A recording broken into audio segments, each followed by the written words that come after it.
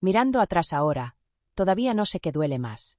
La deuda en sí, o la forma en que me temblaban las manos cuando me di cuenta de que le había hecho una promesa a un extraño que ya no podía deshacer. Necesitaba dinero rápido. No la próxima semana. Ni mañana. Esa misma noche. Y acepté una apuesta secreta con un anciano que parecía inofensivo, hasta que sonrió como si ya me conociera. Nunca pensé que yo sería el tipo de mujer que le oculta un secreto así a su marido. Pero ahí estaba, actuando normal en nuestra cocina, removiendo pasta, fingiendo que el estómago no se me retorcía en nudos. Solo podía pensar, que acabo de cambiar por un poco de alivio. Antes de todo esto, mi vida se veía bastante normal desde afuera. Tenía 36 años. Casada. Alquilábamos un lugar pequeño con paredes delgadas y una vecina que siempre pasaba la aspiradora en el peor momento. Mi marido, Mark, trabajaba días largos y llegaba a casa oliendo a serrín y café. Yo trabajaba en un consultorio dental, de esos donde aprendes a sonreír aunque estés cansada, porque la gente se da cuenta cuando no estás bien. El dinero siempre estuvo justo, pero era el tipo de justo normal. Comida, gasolina, renta. Hacíamos cuentas rápidas en la cabeza y lo dejábamos pasar. Ya lo vamos a resolver, siempre decía Mark, como si decirlo pudiera volverlo verdad. Y la mayoría de los días, le creía. Entonces llamó mi hermana menor. Su voz era pequeña y temblorosa, como se le ponía cuando trataba de no llorar. Había tenido un accidente de auto. No de esos dramáticos que salen en las noticias. Uno leve que se convirtió en un desastre de papeles, días sin trabajar y una cuenta que cayó como un ladrillo. No tenía ahorros. Yo tampoco. Le dije, yo te ayudo, antes siquiera de pensarlo. Después de colgar, abrí la app del banco y me quedé mirando. Los números no se movían. Como si se burlaran de mí. Sentí calor en la cara, esa mezcla de vergüenza y pánico. Pensé, no puedo decírselo a Mark. Todavía no. Se estresaría. Diría que no. O peor, diría que sí y luego me lo reprocharía. Así que hice lo que siempre hacía cuando tenía miedo. Traté de arreglarlo sola.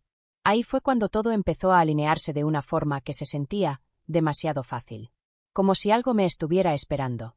La noche en que todo cambió, salí tarde del trabajo. El último paciente había estado de malas, el dentista estaba de un humor horrible, y para cuando salí al estacionamiento, el cielo ya estaba oscuro, como con moretones. Me senté en el auto con el motor apagado, solo respirando. La cabeza me iba a mil. Facturas. Mi hermana. La cara de Mark si se lo contaba. El peso de ser la responsable. Me puse a buscar dinero rápido en el celular como una tonta, y luego lo borré, avergonzada aunque nadie estuviera mirando. Entonces vi el volante bajo el limpiaparabrisas. No era un anuncio. No era un cupón. Era una hoja blanca simple con letras negras bien cuidadas. Noche de juego privada. Premios en efectivo. Solo con invitación. Había un número abajo. Sin logo. Sin dirección. Mi primer impulso fue arrugarlo y tirarlo. Se veía sospechoso. Se veía como problemas. Pero la palabra efectivo se me quedó clavada en la mente como una chispa. Miré alrededor del estacionamiento. Unos cuantos autos. Un poste de luz parpadeando como si no se decidiera. Se escuchaba el tráfico a lo lejos. Tenía las manos frías, aunque el auto estaba tibio. Debería haberme detenido ahí, pero no lo hice. Le escribí al número. Solo 2 palabras, ¿es real?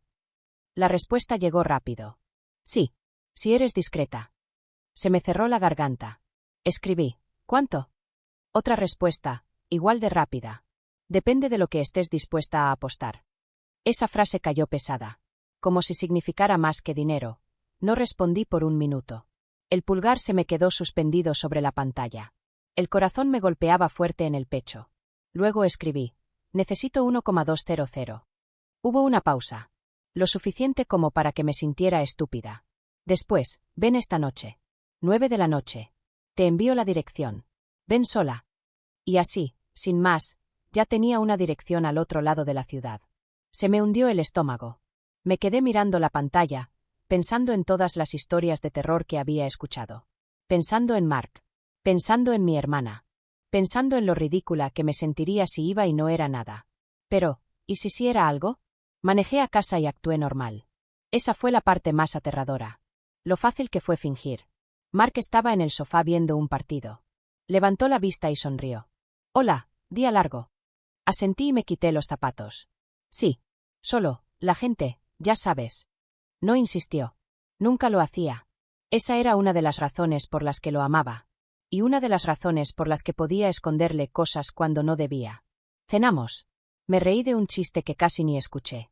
Lavé los platos con las manos temblando bajo el agua. Mientras tanto, esa dirección latía en mi celular como un secreto.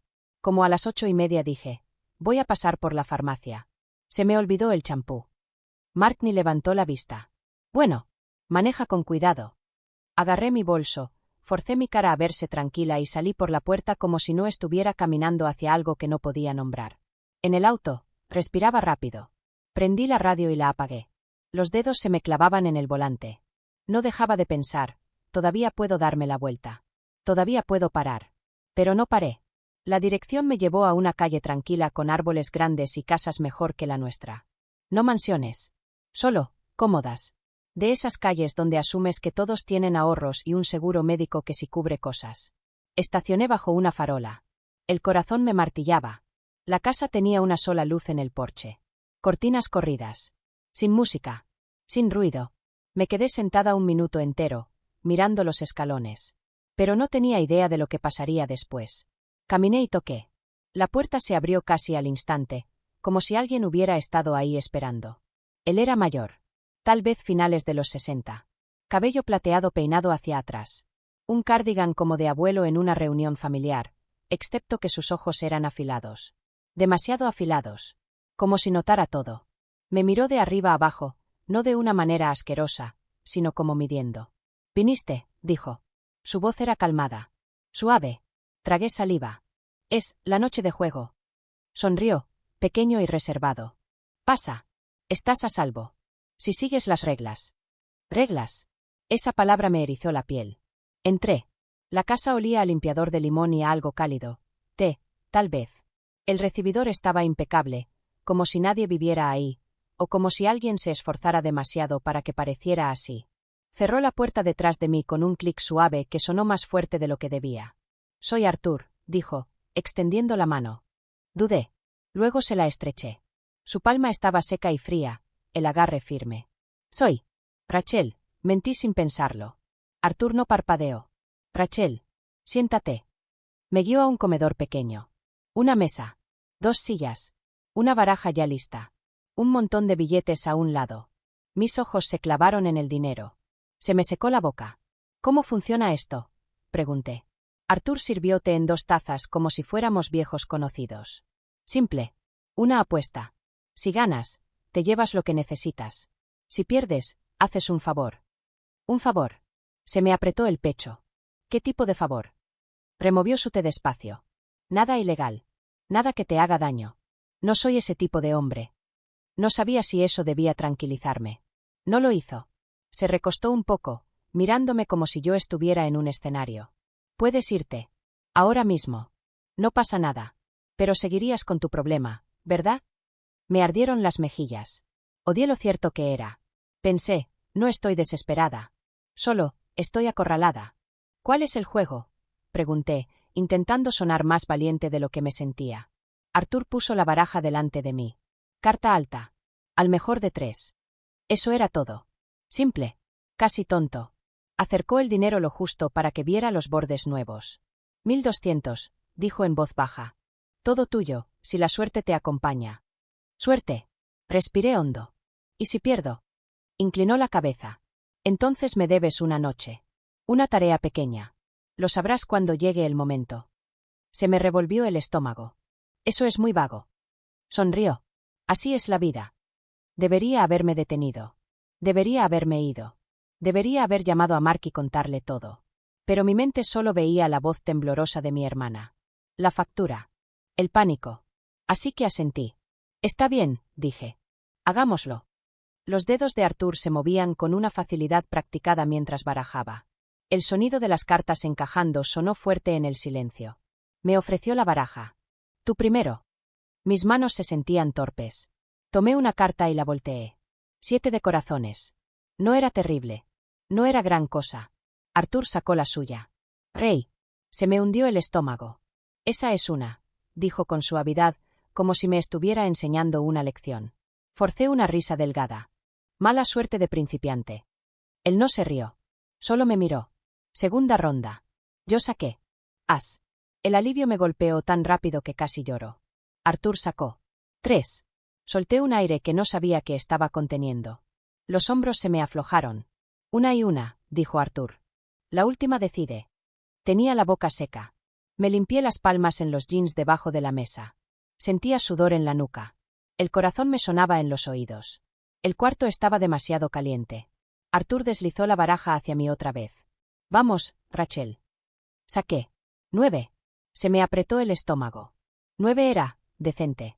Pero no seguro. Arthur se quedó mirándome un segundo, como si quisiera que sintiera la espera. Luego sacó su carta, lento. 10. Solo una arriba. Se me encendió la cara. Me zumbaban los oídos. Por un segundo no pude moverme. Arthur dejó su carta con cuidado. Perdiste. Miré las cartas como si pudieran cambiar. Como si mi voluntad pudiera convertir el 9 en unas. Yo, de verdad necesitaba eso, susurré. Arthur no parecía contento. Ni presumido. Parecía tranquilo. Como si ese final siempre hubiera estado decidido. Golpeó el dinero para dejarlo bien alineado. Y ahora, de verdad necesitas cumplir tu palabra. Se me apretó la garganta. ¿Cuál es el favor? Se levantó y fue a un gabinete pequeño. Lo abrió y sacó un sobre simple. Sin nada escrito. Sin etiqueta. Volvió y lo dejó en la mesa entre nosotros. Vas a llevar esto, dijo. Y se lo vas a entregar a un hombre llamado Glenn. Mañana. A las 6. En el centro comunitario Pine Ridge. Mis ojos fueron al sobre. Se veía delgado. Ligero. ¿Qué hay adentro? Pregunté. La mirada de Arthur no se movió. Una carta. Una carta. Se me quebró la voz. Sonaba, demasiado normal. Demasiado fácil. Él asintió. Una carta que no quiero enviar por correo. Es personal. Lo miré. ¿Y por qué no la llevas tú? Bebió té despacio. Porque algunas puertas se abren más fácil para alguien como tú. La forma en que dijo alguien como tú me hizo sentir expuesta. Como si ya hubiera adivinado todo de mi vida. El trabajo. El matrimonio. El miedo. Se me revolvió el estómago. Eso es todo. Arthur se inclinó hacia mí, bajando la voz. Eso es todo. Si lo haces, te daré el dinero de todos modos. Levanté la cabeza de golpe. ¿Me lo darás? Asintió una vez. Soy un hombre de tratos. Tú cumples el tuyo, yo cumplo el mío. No confiaba en él. Pero la palabra de todos modos me dio aire, como si hubiera estado bajo el agua. Me humedecí los labios. ¿Y si no lo hago? La sonrisa de Arthur desapareció. Entonces siempre te preguntarás qué habría hecho yo. Y seguirás con tu problema. El miedo me subió por la espalda. Pensé, así es como la gente queda atrapada. Un paso. Y luego otro. Pero asentí. Está bien, dije. Lo haré. Arthur empujó el sobre hacia mí. No lo abras. Dudé. Mis dedos quedaron suspendidos, y luego lo tomaron. Se sentía, normal. Papel. Nada pesado. Nada raro. Y aún así me empezaron a temblar las manos. Arthur se levantó y me acompañó a la puerta como un anfitrión educado. Cuando la abrió, el aire nocturno se sintió frío y limpio comparado con la presión dentro de esa casa. Mientras yo bajaba al porche, Arthur habló suave detrás de mí. Una cosa más, Rachel. Me quedé congelada. Dijo. Si se lo cuentas a alguien, la apuesta no cuenta. Y no te van a gustar los nuevos términos. Me giré. Nuevos términos. Pero ya estaba cerrando la puerta, ese mismo clic suave sellando la frase dentro de mi cabeza. En el auto, me quedé con el sobre en el regazo como si estuviera vivo. Respiraba en ráfagas cortas. La mente me corría. Una carta. Un centro comunitario. Un hombre llamado Glenn. Sonaba inofensivo.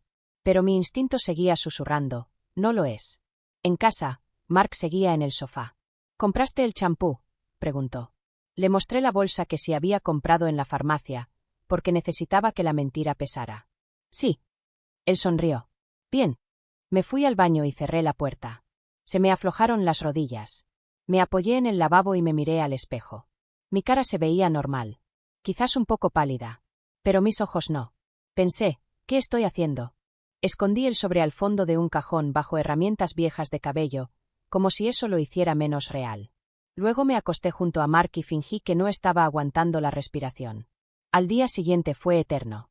En el trabajo, sonreí a los pacientes. Pasé instrumentos. Asentí en conversaciones pequeñas. Pero todo se sentía lejos, como si me estuviera viendo detrás de un vidrio. Cada vez que vibraba el celular, se me subía el corazón. Al mediodía, me llegó un mensaje de un número desconocido. No llegues tarde. Sin nombre. Sin saludo. Solo eso. Se me helaron las manos. Debería haber parado, pero me repetí. Es solo una entrega. Solo una carta. Una noche, una tarea, y dinero. Y se acabó. A las 5:30, salí del trabajo y volví a quedarme en el auto, mirando el volante. Saqué el sobre del cajón antes de salir de casa, metiéndolo en el bolso como si fuera algo robado. Manejé al centro comunitario Pinneridge con la mandíbula apretada. El estacionamiento estaba a medias lleno. Unos niños corrían por la banqueta. Una mujer cargaba una bandeja que olía a queso horneado. Se escuchaban risas por una puerta abierta. Normal. Eso casi lo hizo peor. Entré, con los tacones sonando demasiado fuerte sobre el azulejo. El aire olía a café y alfombra vieja. Había volantes en un tablero. Una mesa plegable con folletos. Un letrero que decía noche de bingo. ¡Bingo! Se me secó la boca. Esto no era el callejón oscuro que me había imaginado. Esto era, abuelos y voluntarios. Busqué con la mirada. El corazón me retumbaba. Entonces lo vi.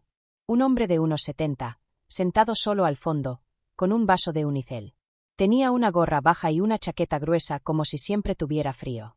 Levantó la vista cuando me acerqué, y se me cayó el estómago. Porque sus ojos eran del mismo tipo de afilados que los de Arthur. Cara distinta. Misma sensación. Como si me estuviera esperando. Me detuve a unos pasos. «Glenn». Él asintió una vez. «¿Llegas tarde?» «No», dije rápido, mirando el celular aunque sabía la hora. «Son las 6:02». Me miró como si no le importaran los hechos. «¿Lo traes?» Busqué en el bolso con dedos torpes. Saqué el sobre y se lo extendí. No lo tomó de inmediato. Primero me miró a mí, despacio. «¿Vienes de parte de Arthur?», preguntó. Asentí. «Sí». Su boca se apretó. «Sigue con sus jueguitos». Me ardieron las mejillas. Solo fue una apuesta. Glenn soltó una risita seca, sin humor. «Nada es, solo, nada con él». Tomó el sobre y metió un dedo bajo la solapa. El corazón me dio un golpe. Me dijo que no lo abriera. Glenn se quedó quieto, mirándome. «¿Te dijo eso?» «Sí». Me sostuvo la mirada un momento y luego, despacio, no lo abrió. Se lo guardó en el bolsillo de la chaqueta como si de pronto importara. Solté un aire. Me temblaban las piernas. «¿Ya terminé?», pregunté, tratando de mantener la voz firme. Los ojos de Glenn se quedaron sobre mí. «Nunca debiste venir». Esa frase me pegó duro. No tenía opción, susurré. La cara de Glenn se suavizó un poco, como si casi entendiera. «Siempre tienes opción. Solo que no te gusta el precio». Se puso de pie, más lento de lo que probablemente quería, y se acercó lo suficiente para que le oliera el aliento a menta. Bajó la voz. «Arthur disfruta ver lo que la gente hace cuando tiene miedo. Lo llama un juego. Pero no lo es». Se me apretó la garganta. «¿Entonces qué es?» Los ojos de Glenn se fueron hacia la puerta, donde unas personas se reían. «Es una prueba». «Una prueba». El estómago se me revolvió. Glenn dio una palmadita al bolsillo donde estaba el sobre. «Si venías aquí y armabas un escándalo, si rogabas, si tratabas de obligarme a abrirlo, eso le habría dicho algo». Parpadeé rápido. «¿Decirle qué?» Glenn me miró otra vez, como leyendo las partes de mí que yo escondía. «¿Qué clase de mujer eres?» Me temblaban las manos. «¿Y qué clase soy?» Glenn no respondió. Solo dijo: «Vete a casa. Y no vuelvas nunca a esa casa». Sentí un chispazo de rabia entre el miedo. Él dijo que me daría el dinero si hacía esto. Los labios de Glenn se apretaron. «Puede que sí. O puede que te haga perseguirlo». Tragué saliva. «¿Por qué lo ayudas?» La cara de Glenn se endureció. «No lo ayudo. Sobrevivo a él». Se dio la vuelta, dio un paso, y se detuvo como si hubiera recordado algo. Me miró por encima del hombro. «Si vuelve a contactarte», dijo, «dile que ya no te saben bien los juegos». Y salió por una puerta lateral, dejándome ahí con el corazón en la garganta y el eco de los números del bingo rebotando en las paredes. Me quedé quieta un momento, tratando de respirar. Ahí fue cuando las cosas se pusieron de verdad locas, porque mi celular vibró otra vez. Número desconocido. «Buena chica.